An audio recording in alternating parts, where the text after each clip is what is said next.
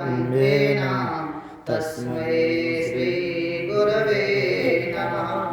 अज्ञानतिमिरान्धस्य ज्ञानाञ्जनशलाकया चक्षुरुन्मीलितं येन तस्मै श्रीगुरवे नमः। गजाननं भूतगणादिसेवितं कपेतजम्बूफलचारुभक्षणम् उमासुतं शोकविनाशकारकं नमामि विघ्नेश्वरपादपङ्कजम्। कृष्णं नारायणं वन्दे कृष्णं वन्दे व्रजप्रियं कृष्णं द्वैपायनं वन्दे कृष्णं वन्दे वृथासुतं।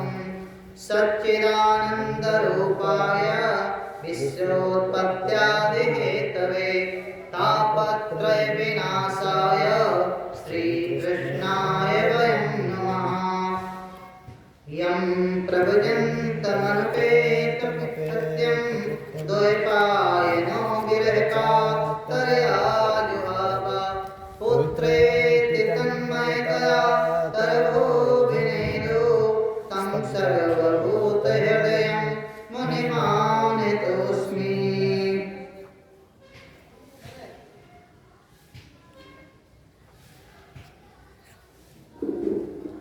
अनंत कोट ब्रह्मांड नायक चराचर जगत के स्वामी श्री राधा रमण सरकार के चरणों में सादर नमन। तत्पश्चात परम श्रद्धेय परम आदरणीय परम वंदनीय अनंत श्री महामंडलेश्वर परम पूज्य श्री सद्गुरुदेव भगवान के चरणों में सादर नमन।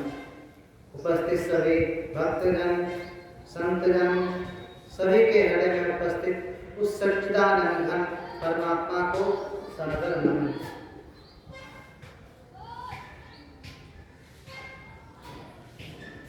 शास्त्र और संत दोनों का मत है कि जब कई कई जन्मों के पुण्य उदित होते हैं तो किसी के हृदय में सुविचार भगवत भक्ति का विचार उत्पन्न होता है। इसी उपलक्ष्य में हमारा जो अपना आश्रम है, जो बसंत पंचमी का दिन है, उस दिन हमारा श्री राधा रमण सरकार का विग्रह स्थापित हुआ। इस उपलक्ष्य में हम सभी अपने अग्रज स्वामी अनंतान जी के उनके हृदय में ऐसी प्रेरणा उत्पन्न हुई। एक छोटा सा स्वाध्याय भागवत पर हम लोग करते हैं। दूसरा अपने जितने विद्यार्थी हैं, आश्रम के सहयोगी हैं, हमारा आदेश राजन गोपाल जी हनुमान जी नरेंद्र जी सभी के सहयोग से जितना भी है छोटा अपना 10 हैं 5 हैं 15 हैं सबके सहयोग से लोग अपने इस श्रीमद् भागवत पुराण के माध्यम से लोग स्वाध्याय करेंगे 7 दिन तक। इसी क्रम में हम लोग देखते हैं एक छोटा सा भजन है, उससे हम लोग शुरुआत करते हैं।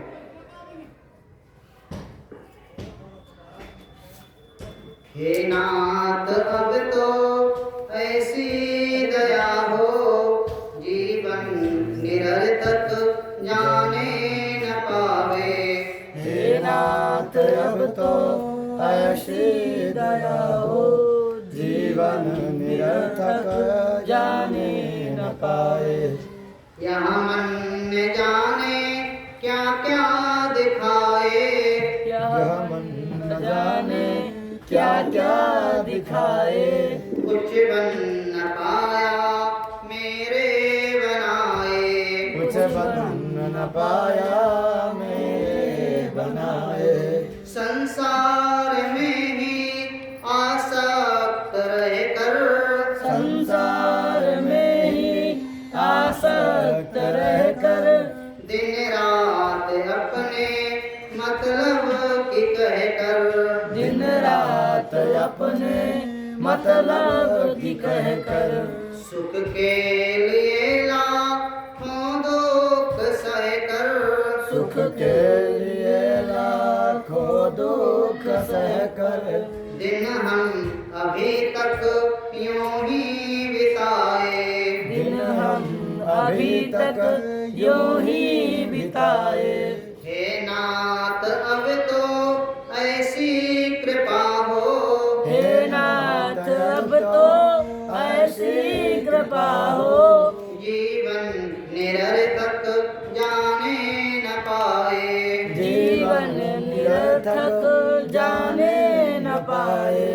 ऐसा जगा दो फिर सोने जाऊं, ऐसा जगा दो फिर सो न जाऊं, अपने को निष्काम प्रेमी बनाऊं, अपने को निष्काम प्रेमी बनाऊं। मैं आपको चाहूं और पाऊं, मैं आपको चाहूं और पाऊं, संसार का कुछ भय रहे न जाए, संसार का कुछ भय रह जाए। हे नाथ अब तो ऐसी कृपा हो, हे नाथ अब तो ऐसी कृपा हो, जीवन निरर्थक जाने न पाए, जीवन निरर्थक जाने न पाए। हे दास वहाँ योग्यता दो सत्कर्म कर लूं, वह योग्यता दो सत्कर्म कर लूं, अपने हृदय में सद्भाव भर लूं, अपने हृदय में सद्भाव भर लूं। नर तन है साधन भव सिंधु तर लूं, नर तन है साधन भव सिंधु तर लूं। ऐसा समय फिर आए न आए, ऐसा समय फिर आए न आए। हे नाथ अब तो ऐसी कृपा हो, हे नाथ अब तो ऐसी कृपा हो, जीवन निरर्थक जाने न पाए, जीवन निरर्थक जाने न पाए। हे दाता हमें निर्विमानी बना दो, हे दाता हमें निरभिमानी बना दो, दारिद्र्य हर लो दानी बना दो, दारिद्र्य हर लो दानी बना दो, आनंदमय भी ज्ञानी बना दो, आनंदमय भी ज्ञानी बना दो। मैं हूँ पथिक या आशा लगाए, मैं हूँ पथिक या आशा लगाए, मैं हूँ शरण या आशा लगाए, मैं हूँ शरण या आशा लगाए। हे नाथ अब तो ऐसी कृपा हो, हे नाथ अब तो ऐसी कृपा हो, जीवन निरर्थक जाने न पाए, जीवन निरर्थक जाने न पाए, जीवन निरर्थक जाने न पाए, जीवन निरर्थक जाने न पाए। हम लोग 7 दिनों तक श्रीमद् भागवत माध्यम से भगवत चर्चा का श्रवण करेंगे। हम लोग प्रार्थना में एक श्लोक पढ़ते, श्रुति स्मृति पुराणानाम आलयम करुणालयम।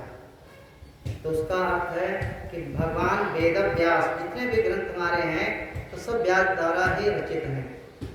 पहले नंबर में कहते हैं वेद, जो वेद जो हैं तुम्हारे सर्वोपरि हैं। उसमें टोटल 1 लाख मंत्र हैं। पहले वो लिपिबद्ध नहीं थे, उनको व्यास भगवान ने लिपिबद्ध किया। वेद के सिद्धांत हम लोग देखते हैं कि बहुत ही कठिन है, हर मनुष्य को आसानी से समझ में नहीं आएगा। तो उसको सरल करने के लिए व्यास जी ने ब्रह्म सूत्र की रचना किया। जो वेद के मंत्र ना पढ़ सके या समय का अभाव है तो ब्रह्म सूत्र पढ़े।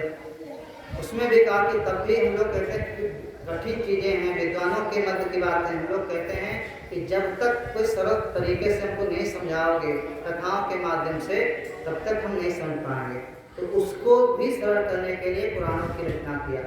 तो वेद का मंत्र है सत्यम ज्ञान अनंतम ब्रह्म, कि वेद के भगवान कहते हैं कि ब्रह्म सत्य है, अनंत है, और उस सिद्धांत को हम समझ नहीं सकते। तो ब्रह्म सूत्र की रचना किया, उसको और सरल करने के लिए अभी सत्य की बात आ रही है। वेद में लिखा कि सत्य बोलना चाहिए, पर हमारे मन में एक संशय आता है कि सत्य ही बोलना चाहिए। कभी ऐसा भी संकट आ सकता है कि सत्य से, उस एक सत्य से किसी की जान नहीं जा सकते हैं। तो हम लोग कहते हैं, दुविधा में फंस जाते हैं कि कब वो झूठ सत्य के समान कार्य करेगा। किसी की प्राण की रक्षा हो रही है, किसी कन्या की विवाह है, या गौ रक्षा हो, या ब्राह्मण रक्षा है, यदि वहाँ पर हम झूठ भी बोलते हैं तब भी वो सत्य के ही तुल्य है। तो वहाँ पर कहा गया कि इसका निर्णय हमें कौन बताएगा। तो हम लोग श्रुति स्मृति, स्मृति का अर्थ वहाँ यह लिया है जो नियम है, मनुस्मृति, पराशर स्मृति, तो अनेकानेक स्मृति। इस समय 54 स्मृतियों का उल्लेख मिलता है। तो ताकि उन सिद्धांतों को नियमबद्ध बनाने के लिए स्मृतियों का प्रयोग किया गया। पर और सरल करने के लिए अगर हमारे मन में विचार आए कि सत्य बोलना चाहिए, तो सत्य से लाभ क्या होगा। तो किसी ने अपने जीवन में सत्य का पालन किया। वेद कहता है कि मातृ देवो भव, पितृ देवो भव, आचार्य देवो भव, तो उसने तो अंतिम निर्णय दिया कि ऐसा आपको पालन करना चाहिए। स्वाध्याय प्रवचन न कर्तव्य, कि स्वाध्याय प्रवचन में कभी भी प्रमाद नहीं। तो इन सिद्धांतों को समझाने के लिए क्या है, स्मृतियां हैं और पुराण है। पुराण में ये वर्णन किया गया कि किसी ने सत्य का पालन किया और किसी ने अपने माता पिता का सेवा किया, तो एक वहाँ पर इतना दृष्टांत नहीं मिले, वहाँ पर कथाएं नहीं मिलेंगी। इसके लिए काफी सत्य का पालन किसने किया। दो नाम बहुत प्रसिद्ध हैं, एक तो हरिश्चंद्र और भी बहुत से वे कि चंद्र चढ़े सूरज चढ़े, चढ़े जगत व्यवहार, लेकिन राजा हरिश्चंद्र का डरे न सत्य विचार। वहाँ पर कहा कि सत्य का पालन किया और अमर हो गए। दान का व्रत किसने लिया, कर्ण ने, और भी अनेक। तो वेद के जो सिद्धांत हैं वो हमारे कथाओं के माध्यम से पुराणों में वर्णित किए गए। अब हम लोग विचार करें कि पुराण तो बहुत हैं, तो जो पुराणों की रचना हुई तो सर्वप्रथम व्यास जी ने कौन सा पुराण लिखा। सर्वप्रथम उनका रचना है ब्रह्म पुराण। सर्वप्रथम उन्होंने ब्रह्म पुराण लिखा, जो विष्णु पुराण लिखा, जो पद्म पुराण लिखा, और चौथे नंबर पर किसका नाम आता है, श्रीमद् भागवत महापुराण।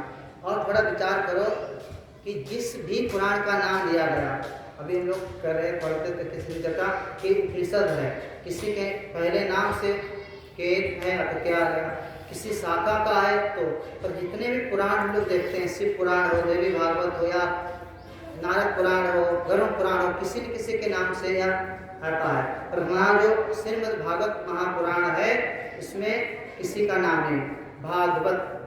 तो इस चौथे नंबर पर, और एक चीज शिव पुराण, पद्म पुराण, विष्णु पुराण, सबको एक संज्ञा दी गई कि पुराण है। पर इस हमने जो हमारा चौथा पुराण है, हम लोग हमने स्वाध्याय के लिए रखा गया, इसको कहा श्रीमद् भागवत महापुराण, माने कि उसमें से कुछ श्रेष्ठ है। यहाँ पर हम लोग और विचार करते हैं, संत लोग समझाते हैं कि इतने पुराण, पहला नंबर में ब्रह्म पुराण लिखा गया, तो उसकी महिमा ज़्यादा हो जाती, विष्णु पुराण की हो जाती, पद्म पुराण की हो जाती, तो इसकी महिमा क्यों ज़्यादा हो गई कि बड़े होने से बड़ा नहीं हो गया, वो आयु में बड़े हैं। हो सकता है इससे भी कलेवर में और बड़े बड़े स्कंद पुराण जो है, तो इससे भी बहुत मोटा विस्तार से है।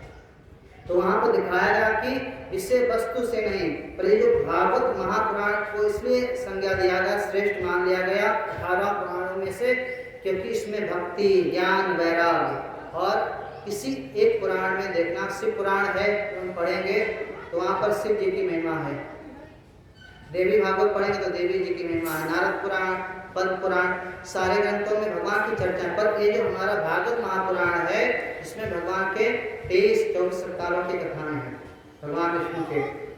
तो इस दृष्टि से भी महान माना गया। माने जन जन के लोगों के हृदय में एक छाप देता है, माने चित्त को बदलने वाला। इस दृष्टि से भी इस महापुराण की महिमा को ज्यादा हो गई। तो हम लोग विचार करते हैं कि तो समझें, वेद हैं, स्मृतियां हैं और पुराण हैं। पुराणों में कथाओं के माध्यम से जो वेद में सिद्धांत ब्रह्म सूत्र में अर्थात तो ब्रह्म जिज्ञासा कि ब्रह्म क्या है उसका चिंतन किया गया। तो जो वेद में ब्रह्म का स्वरूप प्रण किया गया है वही भागवत में भी उसी का निरूपण किया गया है। उसमें निर्गुण ब्रह्म का उपासना का वर्णन किया गया, पर इसमें भी उसी ब्रह्म को सगुण और सोपादित ब्रह्म और निरुपादित ब्रह्म के रूप में समझाया गया है। तो हम लोग पहला श्लोक पढ़ते फिर चर्चा करते हैं। भागवत महापुराण के हमारे जो अधिष्ठान देवता हैं कौन है, इष्ट कौन है, भगवान कृष्ण को मुख्य रखा गया। भगवान का नायक की तो और भी अवतारों की चर्चा है। शिव का चरित्र मिलेगा, बड़े जी का भी मिलेगा, देवी जी का भी मिलेगा, पार्वती सबका। और मुख्य रूप से किसका मिलेगा, विस्तार से भगवान कृष्ण का। तो पहला श्लोक पढ़ते फिर आगे लोग चर्चा देखते हैं। सच्चिदानंद रूपाय विश्वोत्पत्त्यादि हेतवे तापत्रय विनाशाय श्री कृष्णाय वयं नमः। भगवान कृष्ण के स्वरूप का वर्णन, उनके कार्य का वर्णन और उनकी महिमा का वर्णन। माने एक ही श्लोक में संक्षिप्त रूप में तीन बातें।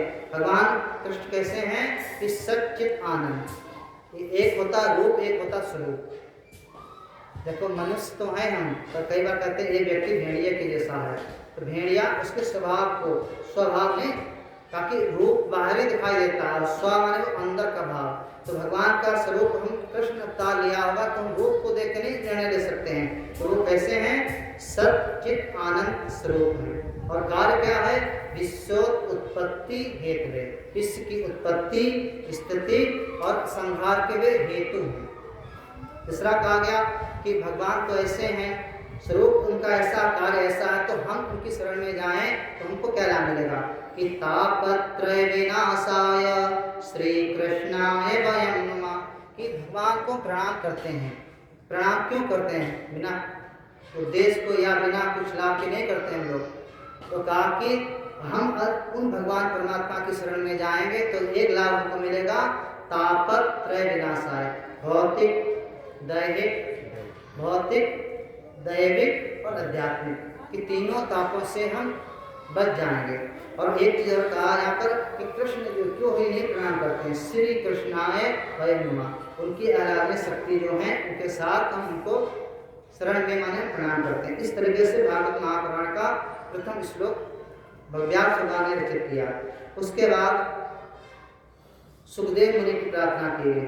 फिर तीसरी बात जो हम लोग विचार करते हैं कि किसी की महिमा तब तक हम, जब तक महिमा नहीं गाएंगे तब तक हम उसके प्रति आकर्षित नहीं होंगे।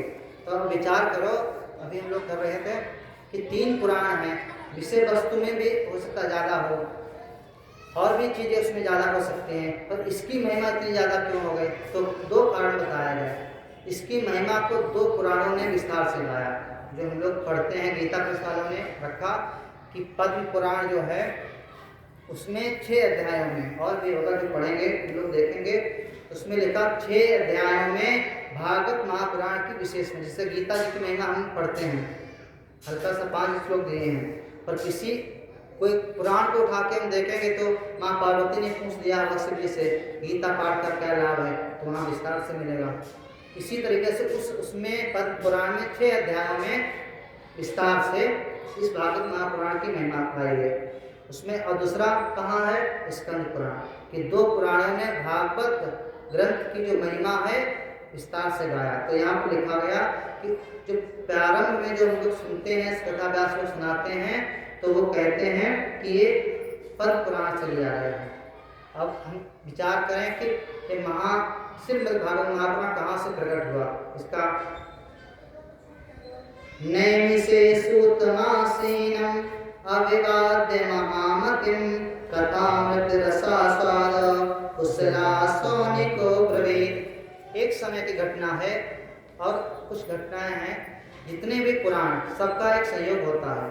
हम लोग सुनते हैं, गुरुदेव बाबर बोलते कि नैमिष क्षेत्र जितने भी पुराण सुनाए गए, लिखे कहाँ गए, स्थान दूसरा है, तो सुने कहाँ गए, वो स्थान दूसरा है। तो सुना कहाँ गया कि नैमिष क्षेत्र में सुना गया। तो वहाँ पर एक समय ऐसा हुआ, इसमें हम लोग कथा सुनते हैं भागवत की, तो संत लोग या जो विद्वान लोग बताते हैं कि 18,000 से एकत्रित हो गए थे और सब लोग अपना हवन कर रहे थे, अच्छे अच्छे अनुष्ठान कर रहे थे। उसी बीच में एक विशेष संत थे सूत जी, तब उनके माध्यम से एक कथा प्रकट हुई।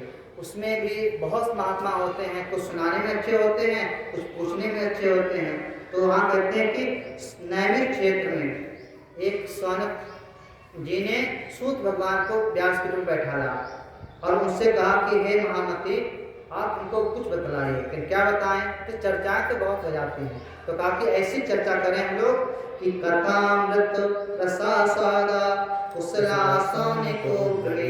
यहाँ पर कहते हैं कि जो ग्रंथकार जो हैं उन्होंने एक रूपक दिया, ताकि एक ऐसा संयोग बना कि सौनक जी सुनने में कुशल थे और वो सुनाने में। तो उन्होंने क्वेश्चन कर दिया, उनका विशेषण दिया जा रहा है सुनने वाले का, वे सुनने में बहुत कुशल हैं और वो जो सुनाने वाले महामती, उनकी बुद्धि विशाल है। हम लोग व्यास भगवान के लिए नहीं बोलते विशाल बुद्धि, 18 पुराण की रचना करना, महाभारत की रचना करना की बुद्धि कम होगी। तो वही कहते कि सुनाने में प्रवीण थे, वो सुनने में। तो नैमिष क्षेत्र में एक ऐसा समय आता है, तो उन्होंने व्यास सूत को आसन पर विराजमान करके एक क्वेश्चन कर दिया कि हमको ये अनुष्ठान भी चलता रहेगा और कुछ समय निकाल करके हम लोग सत्संग स्वाध्याय भी करते हैं। और हम लोग कहते हैं कि महात्मा पूछेंगे और सब लोग दोनों में अंतर होगा। तो उन्होंने पहला क्वेश्चन किया कि ऐसी कथा सुनाओ कि मम कर्ण रसायन, मेरे कानों को प्रिय लगे और मेरे 3 चीजें बने। सबसे बड़ी बात है कि भक्ति, ज्ञान, विराग, तो विवेको वर्धते महा, माया मोह निरश्च वैष्णवो प्रियते कथम। भक्ति बढ़े, ज्ञान बढ़े और वैराग्य बढ़े, और साथ में जब तीनों बढ़ेंगे तो चौथा क्या बढ़ जाएगा? विवेक भी। ऐसी हमको कथा सुनाओ। किसने किससे पूछा? सौनक मुनि ने सूत जी से पूछा। सबसे बड़ी बात है कि हमारे मन में बहुत से क्वेश्चन उठते हैं, आपके मन में भी आते होंगे कि हमारे धर्म में अनेकानेक देवी देवता हैं, अनेकानेक ग्रंथ। अगर गीता जी पढ़ें तो वही कल्याण कर देगी, भागवत पढ़ें कि रामायण पढ़ें, शिव पुराण पढ़ें कि देवी भाग करें। तो उन्होंने एक क्वेश्चन किया कि हे भगवान, कि ऐसी कथा सुनाओ कि माया मोह, जो माया और मोह इस संसार की, कहते हैं हम लोग माया से ऐसे लिप्त है भगवान की लीला में, उनकी शक्ति से कि हम निकल नहीं पा रहे, कि माया और मोह से हम थोड़ा दूर हो जाएं। ताकि इस संसार में जितने भी जीव हैं, 1 2 3 जितने भी प्राणी आते हैं, कि भूमि पराजस ढावर पानी और जस जीव हिमा या लपटानी। हम तो बहुत पवित्र थे, अच्छे थे। जब संसार में बच्चा आता है शुद्ध होता, पवित्र होता, उसके अंदर ना राग ना द्वेष, पर उसको संसार के लोग इतना सिखा के माने उसकी बुद्धि को ऐसा कर देते। तो कहते हैं कि ऐसा साधन बताइए जिससे हमारे कृष्ण की प्राप्ति हो जाए। फिर पढ़ देते हैं, कृष्ण प्राप्ति कर्म शाश्वत साधन, कि ऐसा साधन बताओ कि जो नित्य और भगवान की प्राप्ति का शाश्वत साधन हो, कि भगवान अगर मिल जाए हमको बिछड़े ना, ऐसा सुने चाहता कि आज मिले कल चला जाए। तो उन्होंने कहा कि ऐसी कथा सुनाओ, ऐसा हमारे अंदर भक्ति, ज्ञान, वैराग सब बढ़े। उन्होंने कहा ठीक। एक और बात कही धीरे से, अभी सौनक मुनि सूत जी से कह रहे हैं, कहते हैं ये किसी को हम लोग दुनिया में आके क्या सोचते हैं, सबसे बड़ा क्या लाभ मानते हैं? सुख मिलता है। क्या? सुख मिल जाए। हाँ, सुख तो है, सुख का हेतु बदल जाएगा। कोई धन से सुख चाह रहा, कोई जन से, कोई सम्मान से, कोई पद से, कोई प्रतिष्ठा से, कोई निंदा बुराई से, सुख तो उसको भी मिल रहा है। हाँ, कोई भतीजे से। वो भाई तो यहाँ लिखा कि चिंतामणि लोक सुखम। चिंतामणि का कहा कि अगर किसी को हम लोग देखते हैं, मणि तो नहीं होती मणि, अगर किसी को मणि मिल जाए तो उससे क्या होगा? लोक सुखम। उससे अगर किसी के पास इस संसार में मणि प्राप्त हो जाए तो इस संसार की सारी संपत्ति माने उसके पास आ जाएगी। दूसरा कहा कि हम तो इतना सुंदर, और किसी को कल्प वृक्ष मिल जाए तो कहा सर्व संपदा, और किसी को कल्प वृक्ष प्राप्त हो जाए उसका फल क्या है? सहज ही हम उससे क्या करेंगे? जो मांगेंगे तुरंत देगा। दूसरा कहा कि इससे भी बढ़कर कुछ है।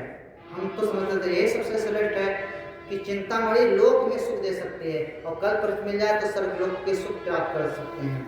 परंतु प्रयच्छति गुरु प्रीतो वैकुंठम योगी दुर्लभम, ये बहुत अच्छी श्लोक है। माने सूर्य भगवान कहते हैं और सोने भगवान ऋषि कहते हैं सूर्य से ये संसार के लोगों को प्रिय लगता होगा, परंतु इनसे भी श्रेष्ठ है किसी को श्रेष्ठ संत मिल जाए, सदगुरु मिल जाए तो उसको क्या है वैकुंठ लोके, वैकुंठ का अर्थ यहाँ पर इस तरीके से लगाए ऐसा ज्ञान प्राप्त हो जाए कि जो योग दुर्लभ जिसके लिए साधन संपन्न लोग बनते हैं, ऐसा साधन करते कि जन्म मृत्यु के चक्र से हम छूटना चाहते हैं, ऐसा और किसी को सदगुरु प्राप्त हो जाए। उन्होंने कहा कि हमें आप प्राप्त हो चुके हैं इसलिए हम आपसे प्रार्थना करते हैं। यहाँ पर और विचार करो, कबीरदास का दोहा है इसमें आ रहा कि तीरथ करें ते एक फल, संत मिले फल चार, और सदगुरु मिले अनंत फल, कहत कबीर विचार। कि तीर्थ करेंगे अच्छी बात तब करेंगे, व्यक्त करेंगे फल मिलेगा, पुण्य अर्जित होगा, सुख भी प्राप्त होगा, परंतु काफी तीर्थ करने से सिर्फ एक फल।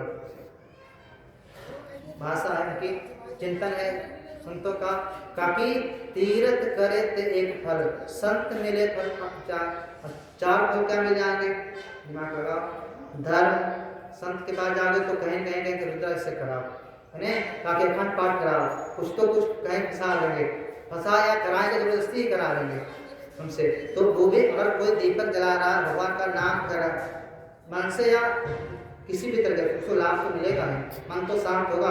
तो काफी धर्म भी हो रहा, और कई ऐसे लोग होते संतों के शरण में आके पहले जितना बिजनेस था और बढ़ गया, तो धर्म भी हो रहा, अर्थ भी। जब उन्होंने 10 से 1 लाख होगा तो उन्होंने कुछ % आश्रम में लगाया, संतों को भोजन कराया, अच्छे कार्य में लगाया, तो धर्म भी प्राप्त हो, अर्थ का थोड़ा सदुपयोग भी हो रहा, इच्छाएं भी पूर्ण होती। चौथा क्या, जीवन का परम जो लक्ष्य है मुक्ति का हेतु, वो भी ज्ञान भी संतों से प्राप्त होता है। तो काफी जो संत मिलेंगे तो सत्संग स्वाध्याय सब होगा। तीर्थ से एक फल पर सदगुरु मिल जाए तो काफी संत लोग कहते, श्रेष्ठ जन कहते कि अनंत फल, धर्म अर्थ काम मोक्ष जितना भी है सब कुछ आपको सहज ही प्राप्त। वही कहा गया जब संत सदगुरु से प्राप्त हो जाते हैं, जो योग दुर्लभ लोगों को जो दुर्लभ है वो भी सहज ही प्राप्त हो जाता है। हम लोग इस पर विस्तार नहीं जाते। अब यहाँ पर जब कोई क्वेश्चन करता है संतों से, कभी भी देखना, सबसे बड़ी बात देखा गुरुदेव भी कहते हैं कि बिना पूछे बताना भी नहीं चाहिए। वहाँ बैठे थे, उन्होंने पूछा तो उन्होंने कहा ठीक। उन्होंने 1-2 कंडीशन रखी थी अपने क्वेश्चन में। एक ऐसा सत्संग सुनाना कि उसमें राग द्वेष न हमारा उत्पन्न हो जाए, गानों को प्रिय लगे और भगवत प्राप्ति का साधन हो। उन्होंने कहा, फिर कहा कि आपकी महिमा भी जानते, आप जो हमें सुनाया है ज्ञान तो ऐसा ही ज्ञान। तो उन्होंने कहा हम भी आपको सुनाए कि सर्व सिद्धांत निष्पन्नम संसार वै नाशनम। मैं सारे सर्व सिद्धांत का, हो सकता आप वेद ना पढ़ पाओ, स्मृतियाँ ना पढ़ पाओ, रामायण भागवत सब कुछ ना पढ़ पाओ, कि सारे का सारा जो सार है सर्व सिद्धांत निष्पन्न, और उसका फल क्या मिलेगा। कुछ कई बार सांसारिक जो लौकिक विद्या है पढ़ते भी है, पढ़ना भी जीवन यापन के लिए वो भी आवश्यक है, परंतु उससे परम सुख मिल जाएगा, संसार के भयों से मुक्ति मिल जाएगी तो नहीं। तो कहा कि संसार भय नाश, हम ऐसा सिद्धांत, ऐसा ज्ञान, ऐसा सत्संग करेंगे जिससे संसार रूपी जो भय चक्र है वो आपका कट जाएगा। दूसरा, संसार के लोगों की बारे में बताया कि संसार के लोग सारे क्या है, काल व्याल ग्रासा रास निर्वाण हेतु। संसार के सारे जीव, सारे मनुष्य, एक नहीं, मनुष्य ने सारे जीव किसके हैं, काल के मुख में हैं। हम लोग जो पृथ्वी पर जो भी आया है तो मृत्यु के मुख में है। जिस दिन उसने जन्म लिया उसी दिन उसकी गिनती उल्टी होने शुरू हो गई। पर हम लोग इस बात से, ताकि सारे लोग काल के ग्राह में, परंतु इस काल के ग्राह से माने मुख से भी बचने का कोई उपाय है। श्रीमद् भागवतम शास्त्र केवल एक ही उपाय है, वहाँ क्या कि श्रीमद् भागवत महापुराण की शरण में आ जाओ तो उससे आप बच सकते हैं। दूसरा सबसे बड़ी बात यहाँ पर है, इसको बहुत प्रसिद्ध है, गुरुदेव सारे संत लेते हैं, पढ़ते हैं देख लो 12वां नंबर। एतस्मात् परं किंचित् मना शुद्धेन विद्यते जन्मांतर भवेत् पुण्यं तदा भागवतं लभेत्। अब सबसे बड़ी बात है, लोग कहते हैं कि बहुत से ऐसे कार्य होते हैं, कहते जाप करना है नहीं कर पाएंगे। नहीं, सत्संग में गुरुदेव कहते किसी ने आयोजन करा दिया, किसी ने बोल रहे, हम बैठ रहे, तो कहा कि उसका भी लाभ है। तो कहा कि इस संसार में तुमने पूछा था कि शाश्वत शांति, और हमारा मन अगर शांत हो जाए समस्याएं समाप्त हो जाए, मन पवित्र हो जाए तो समस्याएं कम हो जाए, कि मन ही हमारे दुखों का कारण है। इस पर अनेकानेक ग्रंथ हैं, उपनिषद हैं, एक उपनिषद अमृत मन एक मनुष्याणाम कारणम बंधमो, कि मन हमारा परेशान करता है। तो कहा कि मन को क्या करें, शांत करें, प्रसन्न करें, शुद्ध करें, इससे अंतःकरण पवित्र करें। तो आप एक आ गया कि सबसे सरल, और भी दान, देखो दान करने से भी मन शांत होगा थोड़ा सा, पर कहते नित्य नहीं होगा। तब भगवान का जाप किया थोड़ा शांत हो गया, पाठ किया मन एकाग्र हो गया। तो कहते हैं तो बहुत से उपाय, तो वो भी करने हैं, ऐसा नहीं कि नहीं करना। तो यहाँ पे एतस्मात् परं किंचित्, तुमने कहा था ऐसा साधन बताओ जो सबसे श्रेष्ठ हो। तो इसमें एक मान सकते हैं कि परम साधन कौन सा है, उन्हीं की शैली में शुद्ध भगवान कहते हैं, तुमने पूछा था परम साधन, तो परम साधन यही है किंचित मना शुद्धेना, कि परम साधन यही श्रीमद् भागवत कथा का श्रवण करें। उन्होंने ये नहीं कहा भागवत, उन्होंने कहा भगवान की ऐसी बताओ जिससे हमारा, उन्होंने स्वीकार किया। परंतु सबसे बड़ी बात यह है कि इच्छा होने से सब कुछ नहीं होता है। संतों का बड़ा अच्छी बातें हैं, मानस की चौपाई याद करो कि बिनु सत्संग विवेक न होई और राम कृपा बिनु सुलभन सोई, कि विवेक बार बार आया, पीछे भी आया, अनेक ग्रंथों में वर्णन किया, परंतु हम जानते वही है, परंतु सबसे बड़ी विडंबना ये है कि हमें प्राप्त नहीं होता। उसमें बहुत विस्तार से यहाँ कहा कि ये भागवत कथा से हमारा मन पवित्र होगा, तो हमारे अनेक जन्मों के पाप हैं वो क्षय होंगे, मन पवित्र होकर सहज ही मुक्त हो जाएंगे। तो कहा कि एक तो फिर आसानी से मिल जाएगा, मिलता भी है। तो कहा कि जन्मांतर भवेत् पुण्यम तदा भागवतम लभेत्, कि अनेकों जन्मों के जब पुण्य उदित होते हैं तभी हम सिर्फ भागवत कथा का श्रवण करते हैं। यह हमारे अंदर सहज ही इच्छा उत्पन्न होती है जब हम इसको करें या सुने या सुना, जो भी समझ सकते हैं। तो इसका सानिध्य भागवत के शरण में आने का भी एक है कि अनेकों भगवान की हमारी इच्छा भी हो, प्रयत्न भी हो और परमात्मा का अनुग्रह भी हो, जब तीनों मिलेंगे तब ही हम भागवत की कथा का श्रवण कर सकते हैं और लाभ यही मिलेगा हमारा जीवन। और हमारे मन में विचार आगे कि इतनी महिमा है, थोड़ा और विस्तार से समझा हमको। तो कहा कि जब ये कथा सुनाई गई थी तो ये घटना हुई थी। हम लोग जानते हैं किनके बीच की एक भागवत कथा है, परीक्षित और सुखदेव मुनि का प्रसंग जो है उसी को हमने नाम दिया गया शास्त्र में कि श्रीमद् भागवत। जब भागवत सुखदेव मुनि ने परीक्षित को सुनाना प्रारंभ किया, सुनाने से पहले सारे उसमें विस्तार से आएगा, लोग जैसे समय होगा उसमें देखते हैं कि अनेकानेक वशिष्ठ जितने संत श्रेष्ठ आते हैं, सारे लौकिक लोग आ जाते हैं, संसार के लोग। मेन श्रोता कौन थे? परीक्षित। पर उनको कथा सुनाने के लिए क्यों सुखदेव मुनि वहाँ पहुँचे थे? इनको श्राप मिल गया कि 7 दिन में सर्प काटेगा, मृत्यु हो जाएगी। जब उन्होंने सुनाना प्रारंभ किया उससे पहले तभी कौन आ जाता है वहाँ पर है, बहुत प्रसिद्ध घटना है, देवता लोग आ जाते कथा सुनाने से पहले ही। और का खाली वहाँ नहीं जाते हैं, एक अमृत का कलश लेके जाते हैं और सुखदेव मुनि को देते हैं। कहते हैं कि हे मुनिवर, ये परीक्षित जी को एक ही भय है कि क्या भय है कि ये मर जाएंगे, अमृत पिला दो, नहीं मरेंगे, बच जाएंगे। ठीक है, तो इस इतनी बात तो ठीक थी, परंतु एक कंडीशन है, इसको कथा मत सुनाओ, कथा हमको सुनाओ। इतनी बात कहते ही सुखदेव भगवान बहुत ही नाराज हो जाते हैं। इसमें विस्तार से है, इतना डांटते हैं, भगा देते हैं।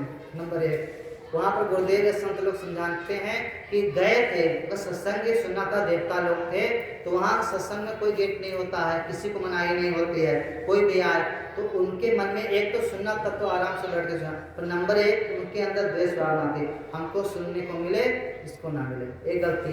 दूसरा गुरुदेव कहते हैं कि जब संत के पास गए थे, कथा सुने गए थे, तो कहते हैं विमान पर चढ़ के गए थे विशेष रूप से, मैंने सत्संग करे, तो दूसरी गलती किया।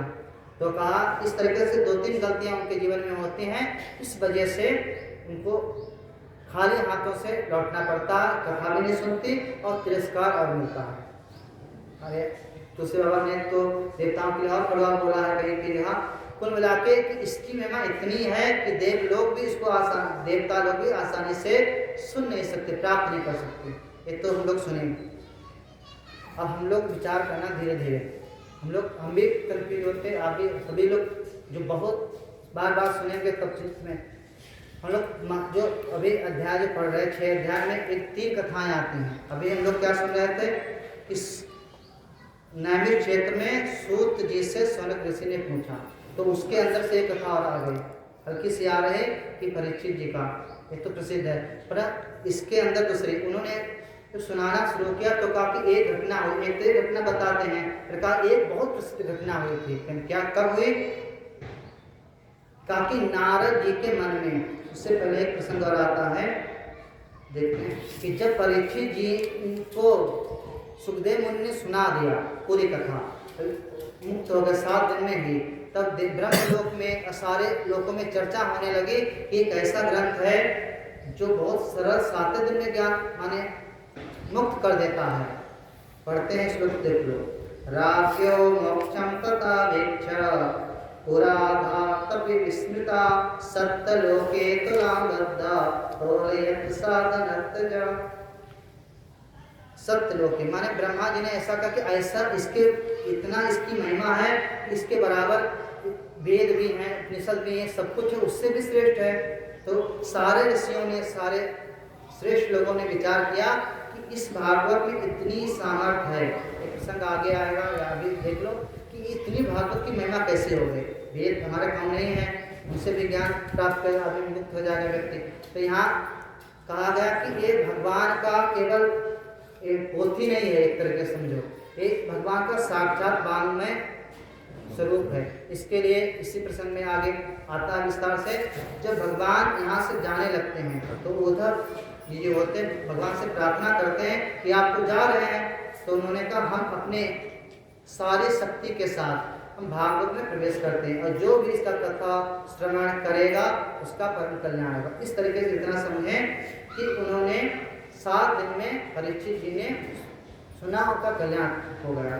अब यहाँ पे कहते हैं कि एक क्वेश्चन उठाया गया कि पहले एक ऐसा नियम था कि को 7-5 कोई दिन का निश्चित नहीं था, पर यहाँ लिखा गया कि सप्ताह श्रवण विधि, सप्ताह श्रवण की विधि कब से प्रारंभ हो गए कि नारद जी ने सनत कुमार से सुना था, तब से सप्ताह विधि की विधि प्रारंभ हो गए। तो उनके मन में एक क्वेश्चन उठ जाता, सनत जी पूछते हैं सप्ताह श्रवण की विधि। नंबर 1 तो ये था कि नारद जी तो कहीं रुकते नहीं हैं, सबसे बड़ी कि 1 घड़ी से ज़्यादा 2.5 घड़ी से ज़्यादा कहीं नहीं रुकते हैं। वो कैसे सुन लिए 7 दिन एक जगह रख के, तो उन्होंने कहा ऐसा कोई बड़ी बात नहीं। इसके अंदर फिर कहते हैं दूसरी कथा, जो कहते हैं दूसरा प्रसंग कहाँ से उत्पन्न हुआ, तो उन्हें एक समय की घटना है, उसको देखते संक्षिप्त रूप में। कहते हैं कि एक समय नारद जी कहीं जा रहे थे,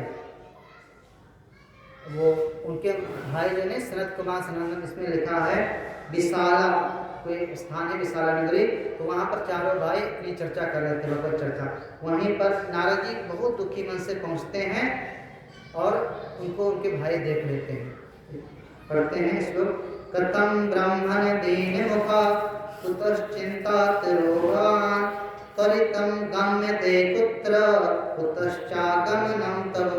जब उनकी चाल कैसे कि बहुत ही दुखी मन से उनका चेहरा उतरा हुआ है, उनकी चाल में थोड़ा, जब मन दुखी होगा तो चाल भी बदल जाती है। जब उनके भाई ने उनको देखा, क्वेश्चन कर दिया कि कथम ब्राह्मण दीन मुखा, उसको समझना कि दूसरा प्रसंग कैसे उत्पन्न है।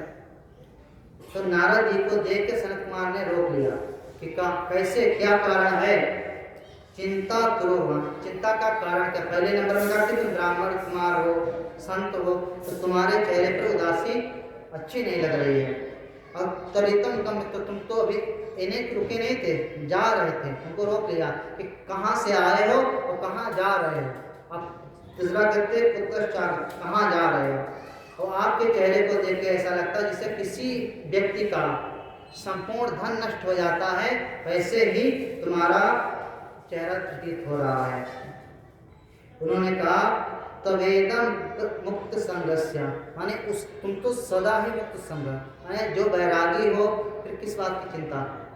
तो कहा कि तुम्हारे दुख का हेतु क्या है, ना उचितम, तुम्हारे लिए उचित नहीं। अगर कोई कारण है तो उसका उपाय भी होगा, उस उपाय को हम बताएंगे। तो अपने दुख का कारण बताओ। देखो हमारे मन में विचार आ सकता है कि नारद जी के दुख का कारण क्या था। अभी दूसरी कथा आ रही। उन्होंने कहा हे बड़े भाई अग्रज, हमारे दुख का कारण हमारा अपना कुछ निजी नहीं है, दुख का कारण कुछ और है। उन्होंने कहा एक समय हम देवलोक में थे, वहाँ चर्चा हो रही थी क्या कि कई लोग हैं, तो कहा कि पृथ्वी जो लोक है वो सर्वश्रेष्ठ है। लोग कहते हैं सूर्य दुर्लभ सब ग्रंथ है, पृथ्वी मनुष्य शरीर धारण करना देवताओं लोगों को भी थोड़ा कठिन लगता है, कठिन है। तो यहाँ कहा कि ऐसा विचार करके हम पृथ्वी लोक पर आए, हमारा मन हुआ कि पृथ्वी का भ्रमण करते आते हैं, देखते हैं। और जब इस पृथ्वी पर आए तो जैसा हमने विचार किया था वैसा यहाँ कुछ भी नहीं पाया। यहाँ कहा कि सब जगह देखा, काशी गए, गोदावरी गए, हरि क्षेत्र गए, जहाँ जहाँ गए तो जो मन को शांति देने वाला जो नहीं होता है वैसा हमें कहीं भी नहीं लगा। ऐसा क्या हो गया था? क्यों कि ना सत्य है, ना तप है, ना दया है, ना दान है, सब और सब क्या करे उधर भरे नो जीवा, कि सारे जीव एक ही। तुलसी बाबा ने कलयुग की महिमा है, कलयुग की घटनाएं हैं। तो तुलसी बाबा सर्वत्र गए कि मातु पिता बालक ही बुलावहे, उधर भरे सोई धर्म सिखावे। कि सारे माँ बाप अपने बच्चों को, हमने अपने बच्चों को सिखाया, हमने अपने बच्चों को सिखाया, तो सारे जीव इसमें उदर भरेणो जीवा बारका कूट वासना, बेचारे जीव अपना पेट पालन करने के लिए ही सब कुछ करते हैं। झूठ भी बोलना पड़ेगा, करेंगे, मक्कारी बेईमानी करनी पड़ेगी, सब करेंगे, कूटवासी हैं। यहाँ पर कहते हैं चतुर तो हैं पर किसमें हैं? अध्यात्म में नहीं है, संसार की नीतियों में चतुर हैं। तो कहा ऐसा देख करके, बहुत विस्तार से इसमें आया है, तो कहा कि ऐसा देख करके हमारा मन दुखी हुआ, जैसा हमने सोचा था वैसा नहीं। ऐसे चलते चलते हम कहाँ पहुँचे? वृंदावन, यहीं कृष्णा। कि जब वहाँ पर जाते हैं तो वहाँ एक देवी जी बहुत प्रसिद्ध वहाँ बैठी होती है, वृद्धा, वो तो युवा होती, उनके पास में दो पुरुष लेटे हुए, उनके चारों तरफ बहुत सी स्त्रियाँ होती, पंखा लेके पंखा कर रही थी। जब हम नारद जी का स्वभाव था थोड़ा नहीं कि क्या हो रहा देखने का, तो बोल बस उनके मन में विचार है कौन देवी है, अब क्या ये घटना है। हमारे मन में भी होगा कहीं कुछ हो जाता तो देखना, पता करते हैं कि क्या हुआ। जब उन देवी के पास गए, देखा ऐसी एक देवी है, उनके पास 2 बच्चे लेटे हुए हैं और बाकी सारी देवियाँ पंखा कर रही हैं। और जैसे उनके पास गए और जैसे खड़े ही होते हैं तो उसको नारद जी, देवी माँ कहते कि भक्ति देवी, भो भो साधो क्षणं तिष्ठत् मच्चिंतामपि नाशय दर्शनं तव लोकस्य सर्वथा परम परम। उन्होंने कहा कि हे साधु, हे महात्मा, तुम्हारे केवल यहाँ पर आने मात्र से ही हमको शांति प्राप्त हो गई, थोड़ी देर और खड़े हो जाओ। कहा कि हम तो नारद जी का भी इतना स्वभाव, क्या दुख का कारण है? उन्होंने कहा अपने दुख का हेतु बताइए। उन्होंने अपनी पूरी कहानी बताते हैं कि हम कैसे उत्पन्न में क्या हुआ। जब वृंदावन में कहा कि यहाँ पर जब वृंदावन जब हम पहुँचे तो क्या हुआ, हम तो युवा हो गए और जो बेटे जो नहीं वृद्ध हो गए। कहा कि यहाँ कहाँ का स्थान है? वृंदावन। वृंदावन भगवान कहते हैं भगवान की रासलीला है, भगवान का क्रीड़ा क्षेत्र है, तो भक्ति माँ तो वहाँ तरोताजा है, परंतु वृद्ध कौन हो गए? ज्ञान और वैराग। तो कब प्रेम तो है भगवान से बहुत, पर ज्ञान की कमी है, थोड़ा वैराग की कमी। तो इसलिए हमारे बच्चे, और ऐसा बताओ कौन दुनिया में होगा जिसके बेटे माँ के सामने वृद्ध हो जाए? किसी को अच्छा लगेगा? तो कहा कि हमारे ज्ञान वैराग पुत्र जीर्णावस्था को प्राप्त हो गए हैं, मेरे दुख का बस यही कारण है। ये अगर स्वस्थ हो जाए, हष्ट पुष्ट हो जाए, तो फिर हमारा कल्याण हो जाए, हम भी। दूसरा ये बात कहा, श्लोक पढ़ते हैं, त्रयाणाम सहचरित्वम्। उन्होंने कहा कि हम तीनों, भक्ति है, ज्ञान है, वैराग है, तीनों रहेंगे तो साथ साथ रहेंगे, और नहीं रहेंगे तो अकेले तो नहीं रहेंगे। तो इस तरीके से उन्होंने कहा हमारे दुख का यही कर, हमारे बेटों को तुम थोड़ा स्वस्थ कर दो। तो प्रसंग बहुत अच्छा है। नारद जी ने प्रयास किया। क्या किया उन्होंने? जैसे नहीं कोई हमारे घर में या कोई होता तो वृद्ध लोग या जो समझाने का प्रयास करते हैं, उनको उपदेश दें। ब्रह्म नहीं बोला, लोग वेदांत सुनाना शुरू किया, वेद के मंत्रों से, वेद ब्रह्म सूत्र, गीता, इसमें बार बार आता कि एक बार नहीं, दो बार नहीं, कई बार उन्होंने सुनाया। क्या सुनाया? जब सुनते थे, यहाँ पर गुरुदेव सरल तरीके से समझाते हैं कि जब कोई सत्संग में आता है तो उसमें ज्ञान जग जाता है।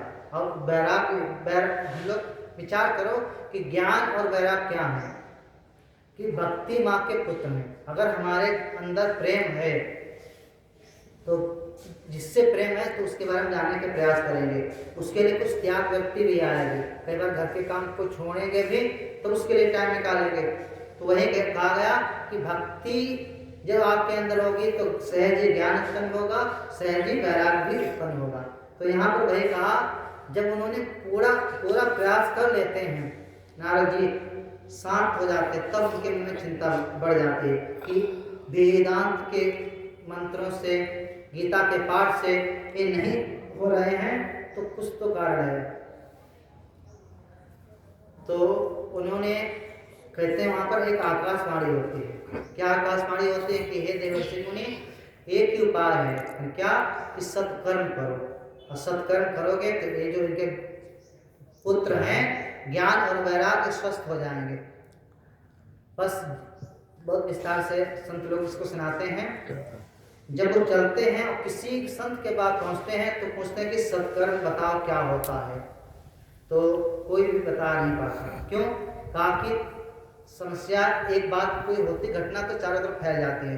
तो वहाँ समस्या यही थी कि इनके पुत्रों को युवा बनाना है, स्वस्थ बनाना है। जिस किसी संत के पास जाते हैं, कहा कि जब तुमने वेदांत सुनाया, उपनिषद सुनाया, ब्रह्मसूत्र सुनाया, गीता जी सुनाया, तब भी स्वस्थ नहीं हुए, इससे बड़ा क्या है? तो कहा कि जब जहाँ जहाँ घूमते सब कहीं टहल रहे हैं, पर वो सत्कर्म क्या है वो हमें समझ में नहीं आ रहा। बस हमारे जो हमने अभी पढ़ रहे थे कि नारद जी चिंतातुर थे, शोकातुर थे। तो कहा, नारद जी कहते हैं, हे ज्येष्ठ, हमारे दुख का कारण सिर्फ यही है कि जो भक्ति के पुत्र हैं वो वृद्धावस्था को प्राप्त हैं, यही हमारे, उनके दुख को हम दूर नहीं कर पाए, यही हमारे दुख का कारण है और कुछ नहीं। उन्होंने कहा कि ये तो बहुत सरल है, इसमें परेशान होने की जरूरत नहीं है।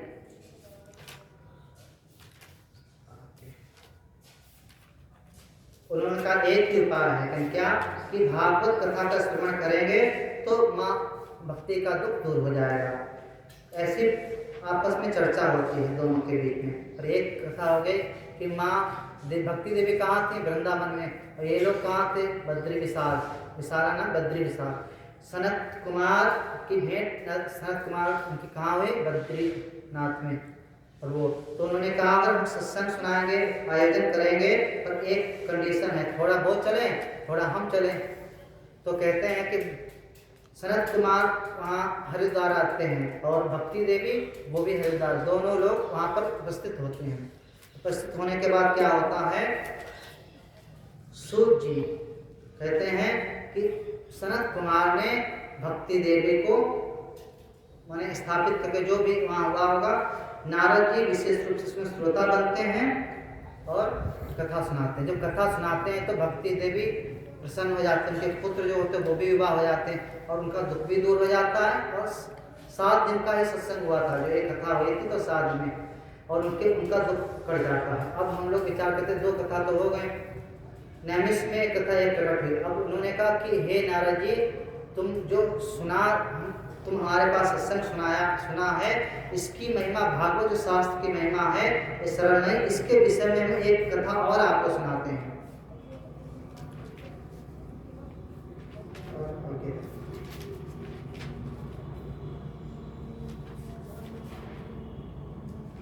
इसके आगे की कथा हम लोग देखते हैं कि नारद जी सूत जी ने सनत कुमार की कथा सुनाई और सनत कुमार जी ने किसकी कथा सुनाई? गोकर्ण जी की, धुंधकारी की। तो एक कथा के अंदर दूसरी कथा, दूसरी कथा के अंदर तीसरी कथा। इसको हम लोग देखते हैं, थोड़ा पढ़ते हैं, इसमें देखते हैं। उन्होंने कहा कि भागवत शास्त्र जो है उससे तो हम लोग बार बने करें कि इसका कोई नियम दिन कोई 11 दिन का भी अनुष्ठान कर सकता है, थोड़े दिन 1-1 घंटे सुने, नित्य पाठ कर सकता है, परंतु सप्ताह श्रवण की विधि ऐसे हुई। तो यहाँ पर एक श्लोक है, जो देख लो, देखने चाहो कि सदा सेव्या श्रीमद् भागवते कथा यस्या श्रवण मात्रेण हरचित्तं समासेत्। उन्होंने कहा कि इस ग्रंथ का सदा ही सेवन करें, सदा ही सत्संग सुने, सदा ही पाठ करें। तो इससे लाभ क्या मिलेगा कि श्रवण मात्रेण ही हमारे अंदर जो भक्ति नहीं है, प्रेम है, ज्ञान है, वैराग्य, विवेक है, इस सहज ही उत्पन्न हो जाएगा। इस कथा का एक फल है। इस तरीके से उन्होंने सुनाया हमको। अब कहते हैं, आगे की घटना आती है कि जब उन्होंने कहा कि इसकी महिमा इतनी ही नहीं है। अभी हम लोग देखते कि महिमा के प्रसंग को पढ़ रहे हैं, तो महिमा तो इतने सुना कि भागवत कथा, क्या भागवत कथा है, विस्तार से तो नहीं आया। तो कहा भक्ति देवी का जो दूर हो गया, उससे हमें क्या लाभ मिलेगा? नहीं है। दूसरा कहा कि सूत जी और दोनों तो संत थे, उनकी भगवत चर्चा हो रही है, परंतु कोई दुनिया में ऐसा भी हुआ है जिसका दुख हुआ है। हम तो मनुष्य जीव में हैं, संसार में रखे बचे हैं। हो सकता है कि जीवन में जो लोग रहते हैं वो सुने पर उनका कल्याण हो सकता है। कोई ऐसा भी हुआ कि संसार से चला गया हो, उसका कल्याण हुआ है, ऐसा कुछ घटना हुई है? तो उन्होंने कहा ऐसा भी हुआ। अब सनत कुमार जी नारद जी को एक अपने प्रसंग में एक नई कथा सुनाते हैं। कौन सी कथा? गोकर्ण की कथा। गोकर्ण मतलब समझ रहे होंगे, धुंधकारी की कथा, आत्मदेव की कथा, धुंधली की कथा, ये सब उनके आयाम। एक बताते हैं कि एक बहुत प्रसिद्ध स्थान था तुंगभद्रा तटे, एक नदी का नाम दिया है, नगर का नाम इसमें नहीं है।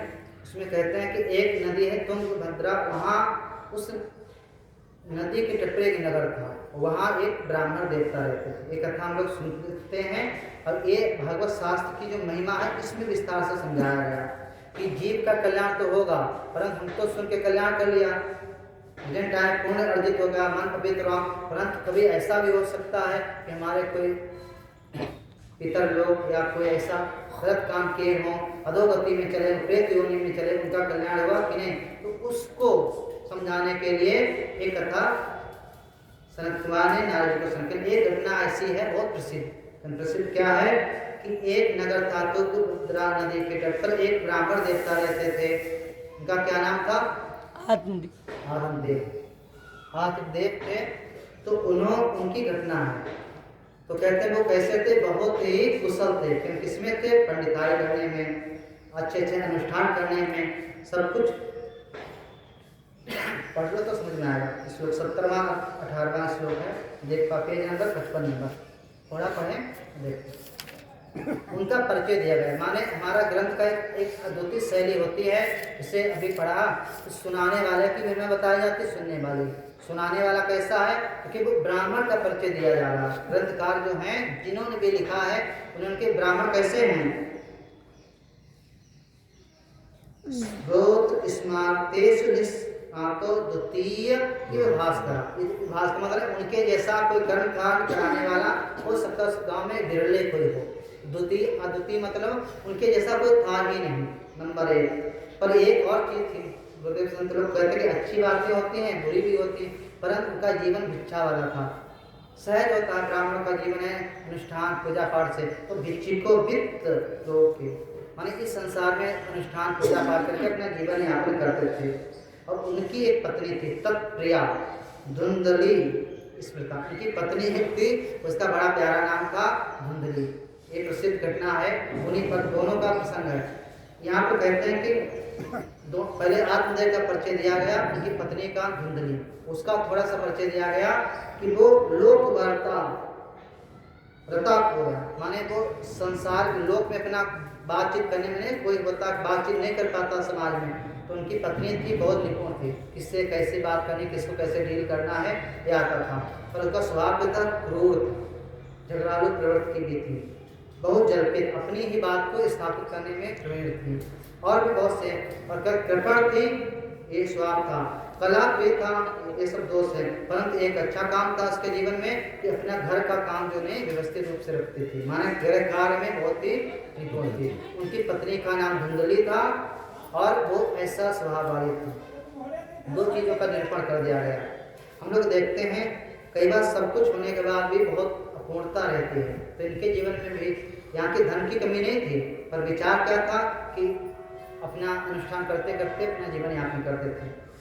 पत्नी ऐसी थी, अच्छा भी स्वभाव था, सब कुछ था, परंतु एक सबसे बड़ी क्या कहते हैं कि सबसे बड़ा सुख क्या है, शरीर ठीक था मन, परंतु इनके घर में कोई संतान नहीं था।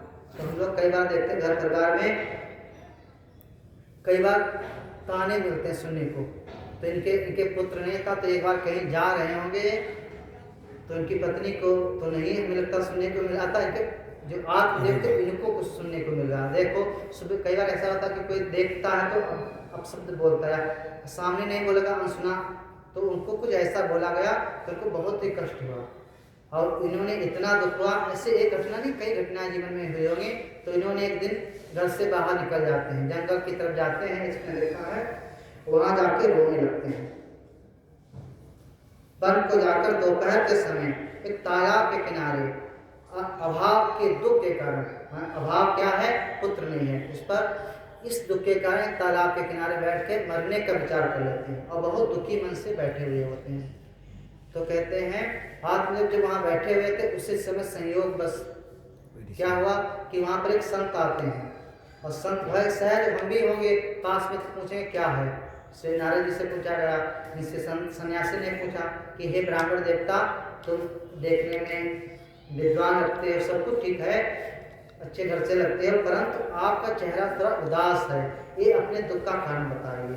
उन्होंने बड़े प्यार से कहा कि हे सन्यासी, हे ब्राह्मण, हे यति ने नामों से संबोधन किया कि हे संत, हमारे जीवन में सब कुछ है, परंतु एक बहुत बड़ा दुख है कि हमारा पुत्र ही नहीं है। एक इतना दुख नहीं था और भी बोलते शास्त्र पढ़ेंगे तो कहा कि उन्होंने कहा कि हमने पहले पूर्व जन्मों में कुछ ऐसा जरूर किया होगा कि जो हमें ऐसा हमारा हाथ है या हमारे हाथ से कुछ भी कार्य होता वो सफल नहीं होता।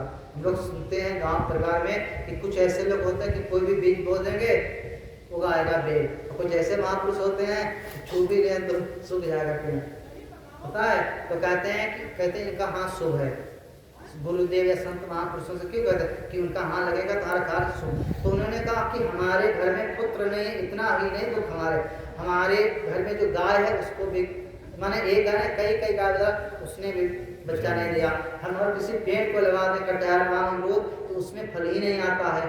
कहा कि हमारे हाथों में ऐसा है, लगता है पूर्व काल में हमने कुछ ऐसे विशेष पाप किए होंगे, इसका फल नहीं, पुत्र संतान नहीं, सुख मिला और भी। तो उन्होंने थोड़ी देर, महात्मा थे, विद्वान थे, भविष्य ज्ञाता थे, उन्होंने देखा और थोड़ी देर के बाद उनसे बोलते हैं कि हे ब्राह्मण देवता, हमने अपने दिव्य दृष्टि से देखा है कि तुम्हारे इस जीवन में क्या अगले 7 जन्मों तक कोई संतान सुख नहीं तुमको लिखा है। तो जब ऐसे उन्होंने देखो, हम लोग को ध्यान से विचार करना चाहिए। जैसे वो विद्वान थे, पढ़े लिखे थे, शास्त्रज्ञ थे, जब उन्होंने जैसे ये बताया तो उनकी श्रद्धा थोड़ी बढ़ गई।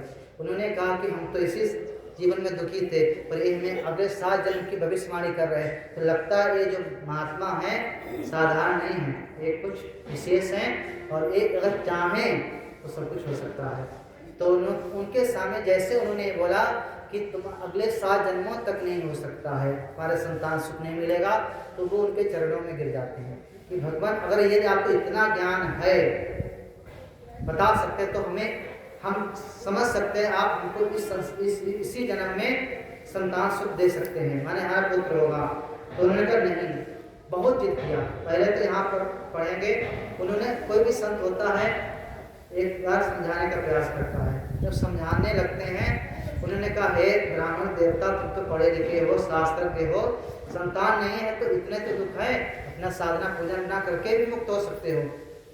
उन्होंने कहा कि सबसे अच्छा अब नहीं है, जिम्मेदारी होती, पुत्र होगा, विवाह करोगे, पोते नाती होंगे, सब कुछ होगा, तो जिम्मेदारी बढ़ जाएगी, और तुम्हारा नहीं है तो अभी से भजन करो, घर परिवार गृहस्थ बाल बस्ती बन जाओ। तो कहा सबसे अच्छा हमारा विचार ये है, चिंता ना को सन्यासी बन जाओ, यही बोला उन्होंने।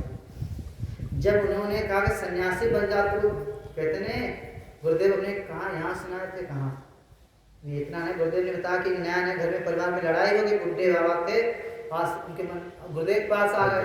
हाँ इतना याद यही सुना है। नहीं था।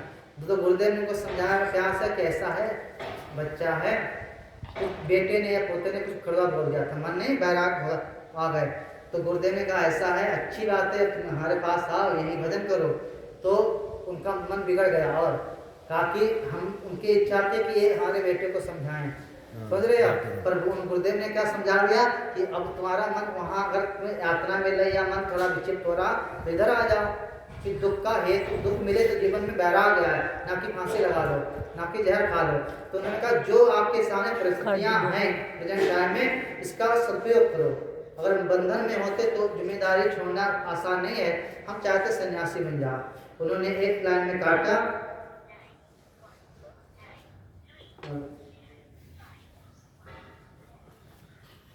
पुत्राद सुखहीनोयम सन्यासा शुष्क एव। उन्होंने एक लाइन में कहा कि पुत्र सुख के बिना, पुत्र सुख होगा, सब घर परिवार में बच्चे होंगे, खेलेंगे तो कितना आनंद मिलेगा। और सन्यास जैसे ने समान बात करते हैं कि सन्यास कैसा शुष्क एव है, सूखा सूखा रूप। कहा कि बैरागी होगी, ना कोई बात करने वाला, ना बोलने वाला, ना बीमार हो जाए पूछने वाला नहीं, माने एक विचारधारा। वो तो लोगों के भरोसे घर को छोड़ रहा है, परमात्मा के भरोसे छोड़ रहा है। तो वहाँ का संन्यास तो शुष्क है और बिल्कुल नीरस है।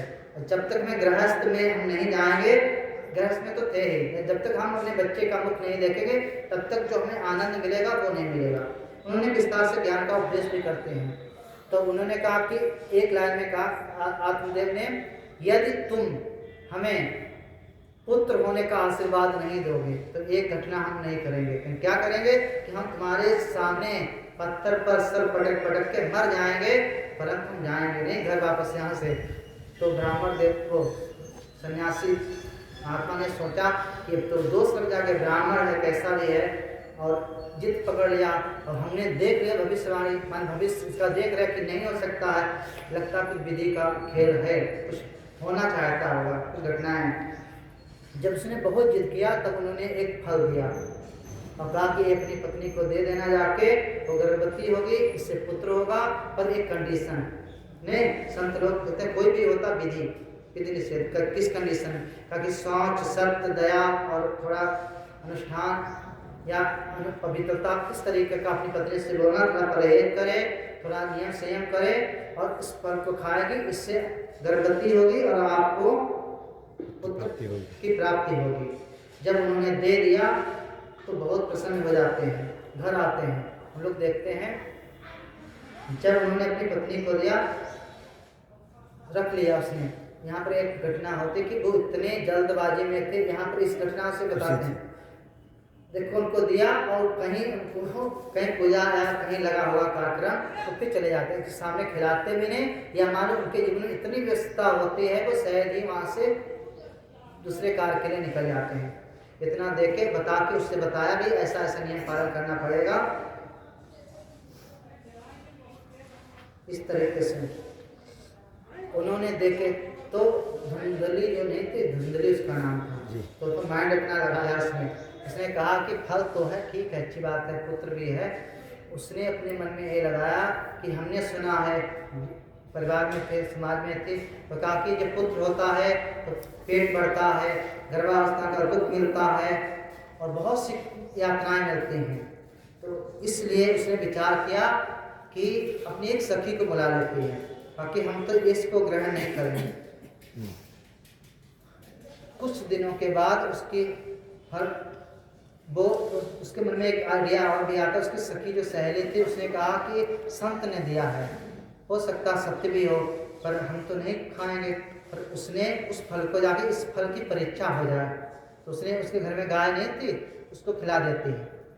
नंबर 1 कि उस फल की परीक्षा लेना चाहती, तो बाकी जो उसके जीवन में घटनाएं नहीं होती गर्भ में बच्चे के आने से, तो उससे बचने के लिए उसने नई कई कल्पनाएं याद की कि जब बच्चा आएगा तो कभी डाकू आ जाएंगे तो हम भाग नहीं पाएंगे।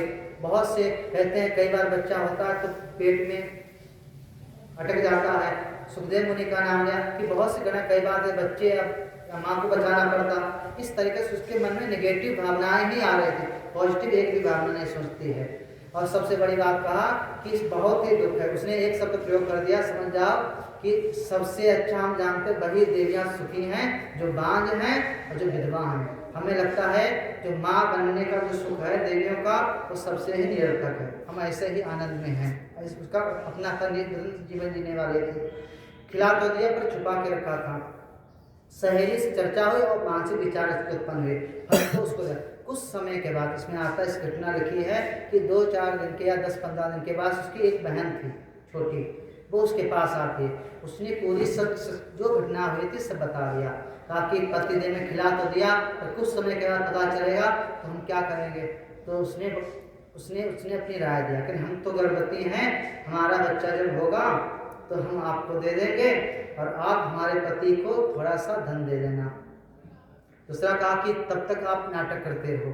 इस तरीके से दोनों में बात हुई। कुछ समय के बाद जब ऐसा हुआ, पुत्र हुआ, तो उसने चोरी से चुपके से अपने पुत्र को दे देती है। कौन? उसकी बहन देती। फिर कहती है उसने क्या किया, उसने कहा कि हमारा बच्चा मर गया। कुछ घटनाएं होती हैं, प्रकार की उसके स्तनों में दूध नहीं है क्योंकि बच्चा नहीं हुआ था, तो उसने अपने बहन को बुला लिया। उसका बेटा मर गया था तो उसको हम बुला लेंगे, और सब पर विश्वास भी नहीं होगा, इससे उसको बुलाएंगे तो बच्चे का पालन पोषण भी हो जाएगा। और जो अंदर की बातें थी, कहते हैं कि ये इसकी बहन के बीच और धुंधली के बीच, हाँ, और कोई भी आत्मदेव इस बात से बिल्कुल अनभिन्न थे। दोनों के बीच की घटनाएं होती हैं। आत्मदेव कहते हैं बहुत ही प्रसन्न होते हैं। जब पुत्र रखने का समय आता है तो इसमें तो बहुत विस्तार से है।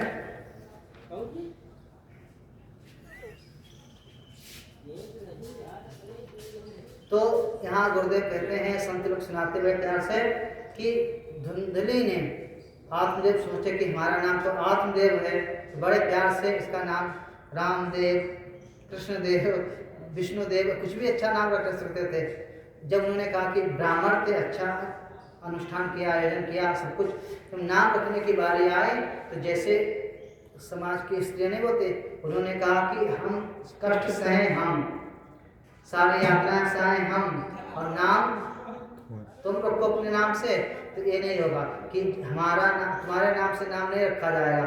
उन्होंने कहा मेरे नाम से, उसका नाम क्या कहेंगे, मेरा नाम धुंधली है तो हम इसका नाम क्या रखेंगे, धुंधकारी। और एक सहज भाव से देखो, उसमें कभी पीछे पड़े थे कि सा बात की कुशलम, अपनी बात रखने में बहुत ही प्रवीण थे। तो आत्मदेव भी जानते थे स्वभाव को, उन्होंने बहस नहीं मिलाए, देवी जी जो आप चाहें वो कर दें। तो नाम हो गया, सब कुछ हो गया, बच्चे का पालन पोषण होने लगा। यहाँ देखते हैं कि उन्होंने फल खिलाया था, धुंधकारी का जन्म तो हो जाता है, पर ठीक 3 महीने के बाद एक और बच्चा होता। उन्होंने कहा नहीं, हमारे घर में गाय भी होती, वो भी बच्चा नहीं देती, तो 3 महीने के बाद एक गाय को भी पुत्र उत्पन्न हुआ, और उसका पूरा शरीर, यही विशेष बात है कि पूरा शरीर क्या है, गाय वो मनुष्य के जैसे, पर उसके कान जो थे केवल गाय के जैसे। जब ऐसी हो तो एक विशेष घटना नहीं हो गई, तो कहते जितने भी नगर के वासी लोग थे सब उस पुत्र को देखने के लिए आए, और आत्मदेव की इतनी प्रशंसा कर रहे थे कि देखो धन्य अहोभाग, हाँ इनके संतान नहीं थी, इनके भी संतान प्राप्त हुई, और इनके घर में जो गाय थी उसने भी विशेष बच्चे का जन्म दिया। सब तो एक कंडीशन हो चुके थे, उन्होंने अपने पुत्र का नाम तो नहीं रख पाए थे, तो उनको देख के बहुत ही प्रसन्नता हुई, ताकि हम उसका नाम नहीं रख पाए तो अपने इस बेटे का नाम रखेंगे। तो उन्होंने कहा क्या विचार किया, तो कि उनका शरीर तो मनुष्य के जैसा था, परंतु कान गौ के जैसे, तो बहुत ही सहज नाम से हो गया कि गोकर्ण, जिसके कान गाय के जैसे हैं, उन्होंने नाम रखा। सब घटनाएं होने लगी। विचार करो कि बच्चे बड़े भी होते हैं, धुंधकारी हम लोग भी आप भी तो थे बच्चे, हम लोग विस्तार से 10-15 दिन महीने भर आराम से एक एक श्लोक को पढ़ा ध्यान से, तो बहुत विस्तार से आता है धुंधकारी के स्वभाव का कि इतना दुष्ट था कि मरे हुए श्रव के हाथ से भी छीन के खा जाए, छोटे बच्चों को उठा के कुएं फेंक दे, माने कहीं आग लगा दे, कभी कुछ करे कभी कुछ। धुंधकारी जो था ऐसे दुष्ट प्रवृत्ति का निकल गया। और जो गोकर्ण थे वो सरल थे, सहज थे, ज्ञानी थे, बुद्धिमान थे, तो बच्चे तो दोनों उनके थे। तो धुंधकारी अपनी माँ का दुलारा हो गया होगा, अब ये अपने पिता के। इस तरीके से धीरे धीरे समय बढ़ने लगा, बड़े होने लगे। उनके जीवन की घटनाएं आती हैं कि आप वो धुंधकारी कहते हैं आउट ऑफ कंट्रोल हो गया। वह छोटा बच्चा हो तो कम 2 थप्पड़ मारे, बड़ा हो जाएगा तो वो लड़ लेगा, भिड़ जाएगा। तो धुंधकारी के जो कार्य थे इतने प्रचंड हो गए कि आत्मदेव परेशान हो जाते हैं, एक दिन किनारे बैठ जाते हैं। जब उनके अपने पिता को किनारे दुखी मन से बैठे हुए देखते हैं तो गोकर्ण के पास आते हैं कि पिताजी आप क्यों दुखी हैं, किस बात को लेकर, किस कारण दुखी हैं, बतलाइए।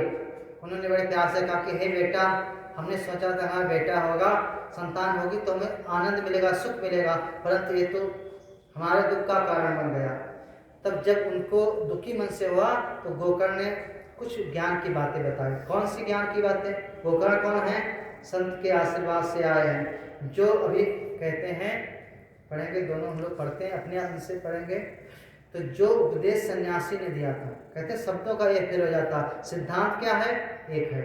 उन्होंने कहा था कि तज दे, माने गृहस्थ छोड़ के वानप्रस्थी बन जा। उन्होंने बड़े प्यार से कहा गोकर्ण जी, हे पिताजी, इस संसार में कौन किसका है? अब जो जीवन आपने जी लिया, जो जितना भी शेष जीवन बचा हुआ है, उससे क्या करें? भगवत प्राप्ति का साधन ढूंढें, भगवत प्राप्ति का उपाय ढूंढें। चाहे तो श्लोक पढ़ देते हैं। वैराग्य राग रसिको भव भक्ति निष्ठा, बहुत अच्छा श्लोक है।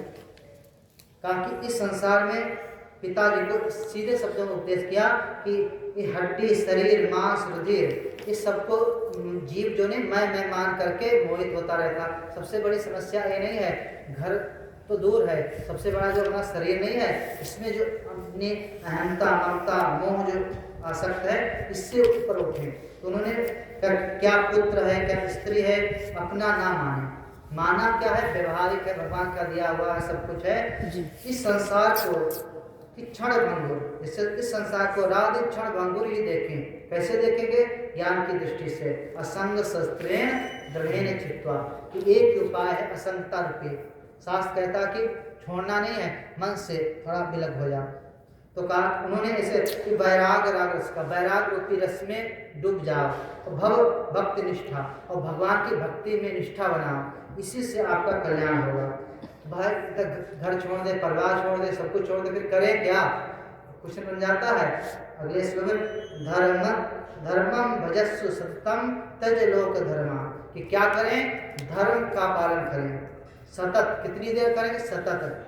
तेज लोक धर्मा, लौकिक जितने व्यवहार किए हैं कर लिए, बहुत एक समय सीमा होती है। शास्त्र कहते हैं और सेवस्य साधु पुरुषा, कि साधु पुरुषों का संग करें, काम तृष्णा, यानी लौकिक कामनाओं की तृष्णा को त्याग दें।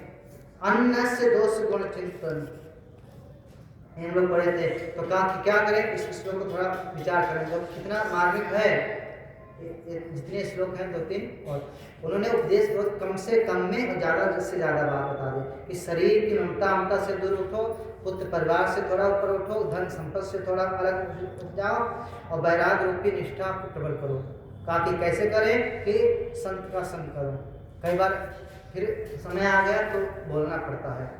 कहते हैं जीवन में सब लोग देखते हैं, हम लोग हैं। कहा कि आ तो गए अच्छी जगह पर, तो समस्या कहाँ आ जाती है?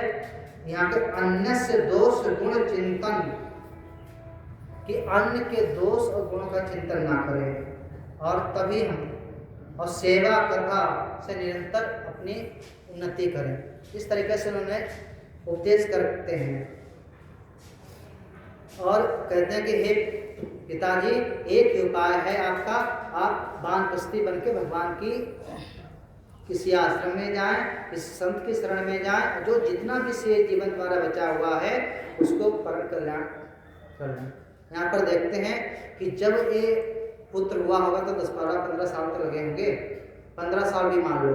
इस समय जो ये घटना उनके जीवन में जब गोकर्ण ने उनको उपदेश दिया तो उनकी आयु कितनी थी?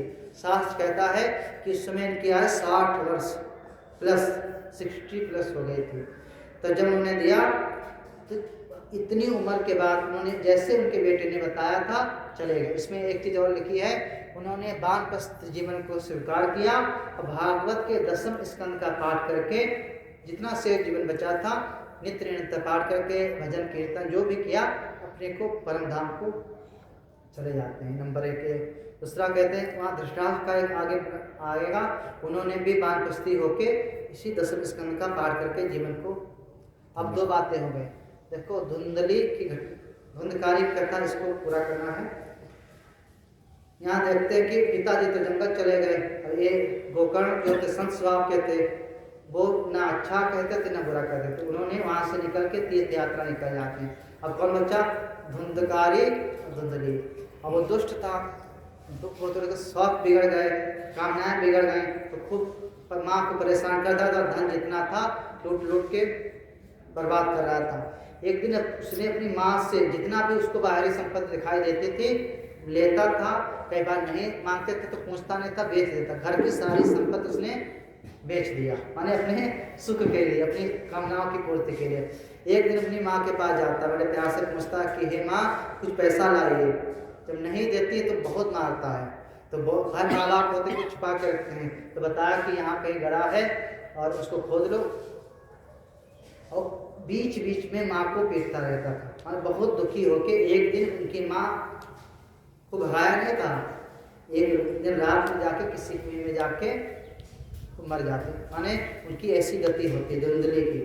और उस कुएं में जाके अब धुंधकारी स्वतंत्र हो गया, पिताजी वानप्रस्थी हो गए, गोकर्ण तीर्थ यात्रा चले गए, माँ मर गई, वो कोई फिक्र नहीं, अब स्वतंत्र हो गए, परम स्वतंत्र। तो बताते 5-5 वेश्याओं को लेके अपने घर लाता है और खूब चोरी करता है, खूब इधर उधर का काम करता है। एक दिन उनकी जो वेश्याएं थी उससे कहा, धुंधकारी से कहा कि मैं कुछ ज़्यादा से ज़्यादा धन चाहिए। तो उसने विचार किया तो चोरी का प्लान करता है। कुछ समय का हफ्ते 10 दिन के बाद जब लौट के आता है तो काफ़ी मात्रा में धन चोरी करके जो भी उसका सामग्री मिलती है और घर आता है। जब वेश्याओं ने उन्होंने देखा कि धुंधकारी ने इतना सोना इतना खजाना कहाँ से लाया है, वो विचार करते हैं, 5 वेश्याएं कहते हैं कि ये इतना दुष्ट है, चोर है, कभी न कभी किसी राजा को पता चल जाएगा, या कोई भी बात होती छिपती नहीं है, जब पता चलेगा तो ये तो जेल में डाला जाएगा, साथ में हम भी।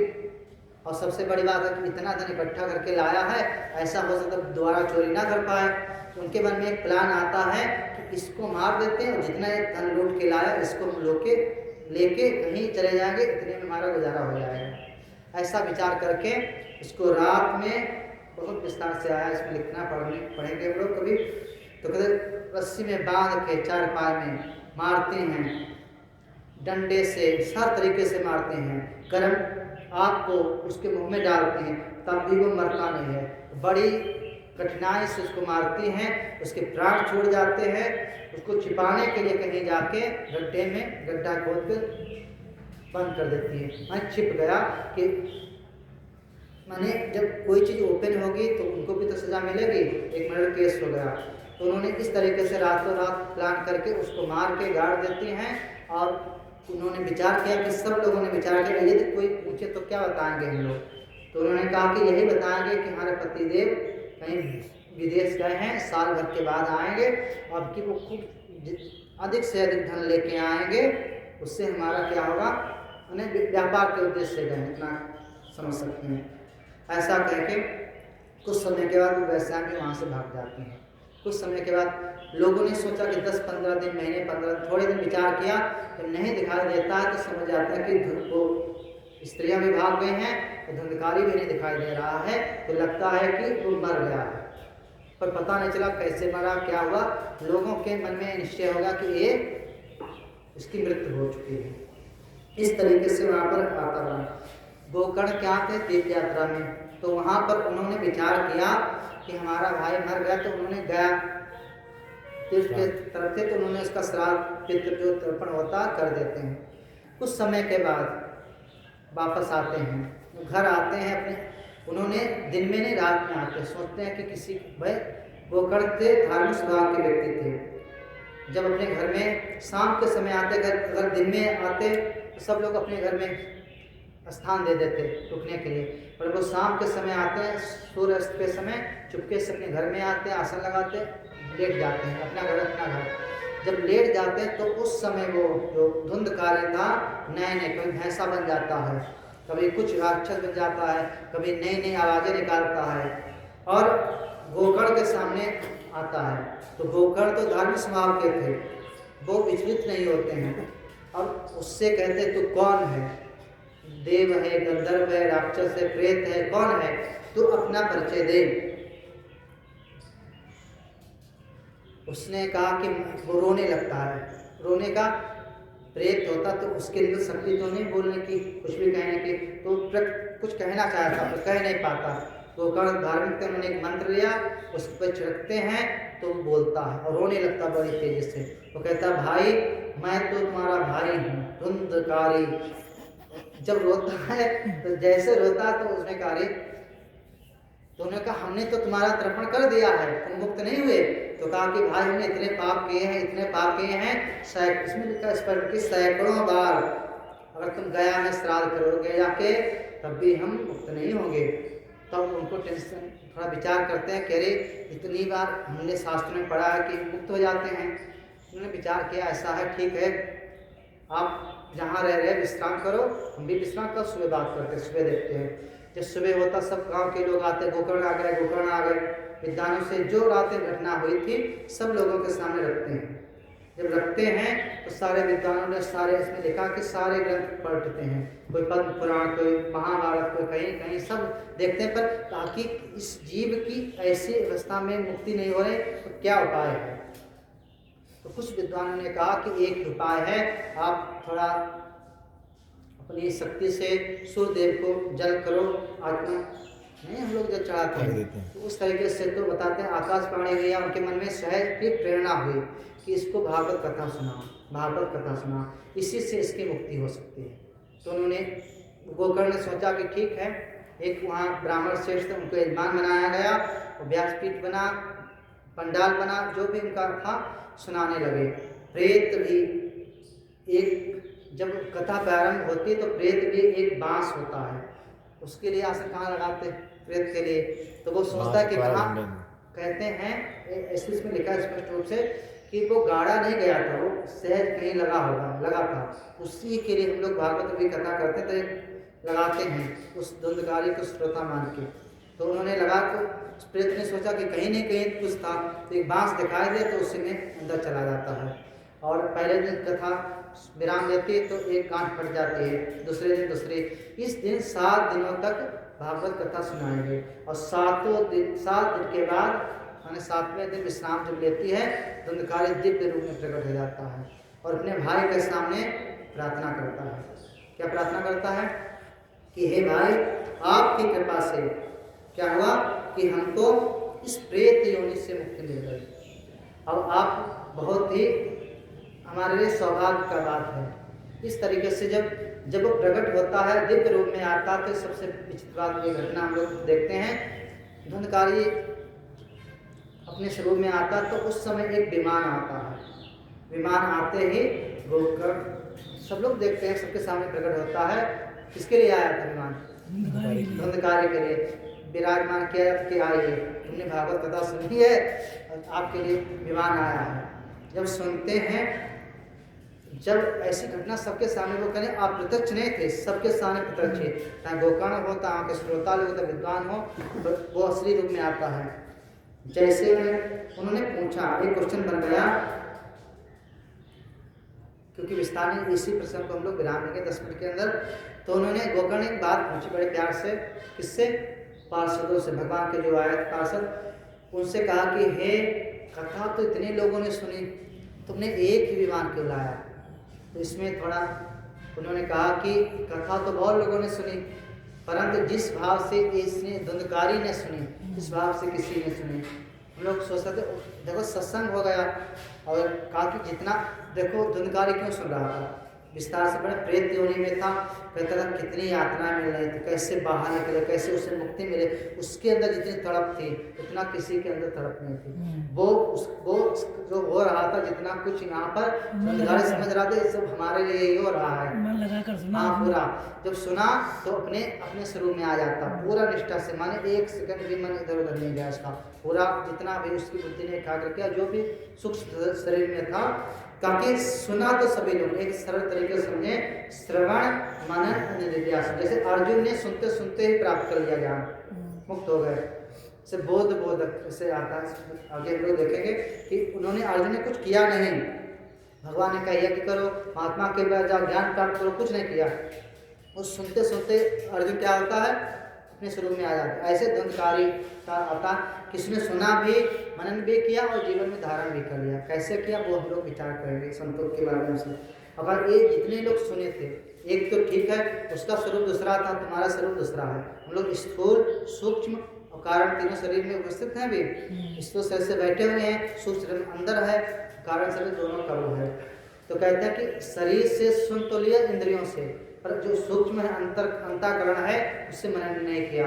तीसरी बात कहते हैं निधिध्यासन, ये थोड़ा बाद में आता है कि सुनना फिर उस पर विचार करना फिर जीवन में उतर जाना। तो ये उतरने वाली बात तो दूसरी है, पर कहा कि जितने लोग सुने हैं मनन और निधिध्यासन इन लोगों ने नहीं किया तो लाभ मिला है, इनको पुण्य मिला है, सब कुछ मिला, तो जितना लाभ इसको मिलना चाहिए उतना नहीं मिला। तो उन्होंने कहा कि फिर क्या उपाय है। ये 2 श्लोक में लोग पढ़ते हैं, 2 श्लोक गुरुदेव हाईलाइट करते हैं। तो उन्होंने कहा तो आप ही बता दो कि क्या कमी रही और कैसे उस कमी को दूर किया जाए। हमारे अंदर दोष है वो दोष नहीं है, उस निवारण ना करना वो बड़ा दोष हो जाएगा। अज्ञान होना दोष नहीं है, अज्ञान की निवृत्ति के लिए प्रयास ना करना। श्लोक पढ़ते हैं 6-9 मिला, बहुत अच्छा है। अधृतं च हतं ज्ञानं प्रमादेन हतं श्रुतं सद्विघ्नो हि हतो मंत्रो व्रत चित्रो हतो जपा। ये आया। और दूसरे श्लोक में पहले इसको देखो, इन्होंने कहा अधृत माने मन लगा के जो नहीं सुना गया वो ज्ञान पुष्ट नहीं होगा। प्रमादेन हतं माने मन एकाग्र होकर नहीं सुना तब भी। और कई कहा यहाँ पर माने हमारे मंत्र के प्रति संशय बुद्धि है, तो हम कितना भी जाप कर लें तो कहा कि वो फल नहीं देगा। इस तरीके से विस्तार से आया। और दूसरा कहा कि एक दोष भी हो जाता है, वो दोष क्या हर बार में आता है, कहा कि सुनना और ना सुनना अलग की बात है। बैठना मन तो सहज है, बार बार बहिर्मुखी होगा, जाएगा फिर खींचेंगे। तो कहा कि इसको तो हमने एकाग्र कर लिया, तो कहा कि सुनाने वाला उसके प्रति भी भाव होना चाहिए। तो वही बात यहाँ कहा सबके लिए, जहाँ भी हम लोग सुनने जाते हैं, कभी श्रोता भी हैं कभी वक्ता भी है, तो यहाँ पर कहा कि जो सुनाने वाला है वह सद्भाव हो। सद्भाव कितना श्लोक पढ़ तो 75 नंबर नहीं मिल रहा कि विश्वासो गुरुवाक्येषु सस्मिन् देनत्त भावना मनो दोषजयश्चैव कथायां निश्चलामति। ये बहुत इम्पोर्टेंट है, सभी लोग इसको इसलिए जो हम दोनों के लिए है, श्रोताओं के लिए वक्ताओं के लिए, कि जो भी उस भाव में है, ताकि क्या है जो भी व्यासपीठ पर है तो ताकि उस पर हमें पता, हमने दर्जनों बार राम कथा सुनी, भागवत सुनते हैं, हमें ये भी कथा जो सुन रहे ये भी पता है ना, तो कहा कि थोड़ा विश्वास हो और क्या हो गुरु वाक्येषु और सस्मिन दिन माने अपने अंदर थोड़ा विनम्रता हो। कहते हैं श्रोता वो कैटेगरी बहुत विस्तार से, ताकि सुनने हैं मन वाणी से नहीं काट देते, मन से काट देते हैं तो एक दोष लग जाए। तो कहा कि इस समय हम सुनेंगे, बाद में अपना चिंतन विचार व्यक्त कर लेंगे, समझ रहे। तो वही का विश्वास।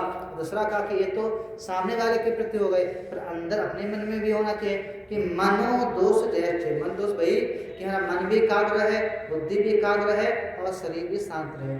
और मन को एकाग्र करके बुद्धि को स्थित करके जब निश्चल मत, निश्चला मत निर्मल मत, पवित्र भाव से सुनेंगे या दोष दृष्टि से रहित होकर सुनेंगे तो जितना फल मिलना चाहिए, जितना लाभ मिलना चाहिए, तो पूरा ना मिले 50% तो मिलेगा ही, 40% तो मिलेगा ही। तो वही कहते हैं कि अगर हमारे अंदर लाभ नहीं हो रहा तो कहा पार्षदों ने इस भाव से सुनी। तो इतनी बात कह के और विस्तार से आया इसमें है, वो तो चले गए कौन, धुंधकारी कारी जी। तो यहाँ पर गोकर्ण कहते हैं कि देखो इन्होंने ये बात बता के गए हैं तो हम आपको फिर सुनाएंगे, फिर सुनाएंगे। और कहा कि अपने उस नगर का नाम था उत्तम नगर, हाँ वो उस समय याद है, इसमें याद कि उस नगर का नाम था उत्तम नगर। उन्होंने कहा कि देखो इन्होंने जो बात बोली है तो अब आप लोग दोबारा फिर सुनेंगे, मन तो भागेगा पर जब तक तुम लोग एकाग्र मन से नहीं मुक्त नहीं हो जाओगे तब तक हम सुनाते रहेंगे। ऐसा अनुष्ठान चलाया उन्होंने कि सब लोग का कि एक एक यहाँ इस भागवत महापुराण में यहाँ तक वर्णन आया है, उस गांव का एक कुत्ता बिल्ली कुकुर जैसे नहीं बोलते कि एक एक जीव जंतु उस गांव का मुक्त कर दिया उन्होंने। सबके लिए भगवान की तरफ से विमान भी आता है। अभी कहाँ सुन रहे थे संत का कि जब भगवान राम साकेत धाम जा रहे तो एक रास्ता बनवा दिया था, कहा कि जिसको मन आए सबके लिए आज़ादी थी, आना चाहे तो आ सकता, रुकना चाहे रुके। तो इस तरह के जितने भी उत्तम नगर के यहाँ एक छोटा जीव भी था उसको भी उन्होंने मुक्त कर दिया। अब हम लोग इसका उपसंहार करते हैं। 3 धरातल में कथा हो रही, देखो हमें कुछ भी नहीं चाहिए भगवान से, जैसे कहा थे नैमिष क्षेत्र में थे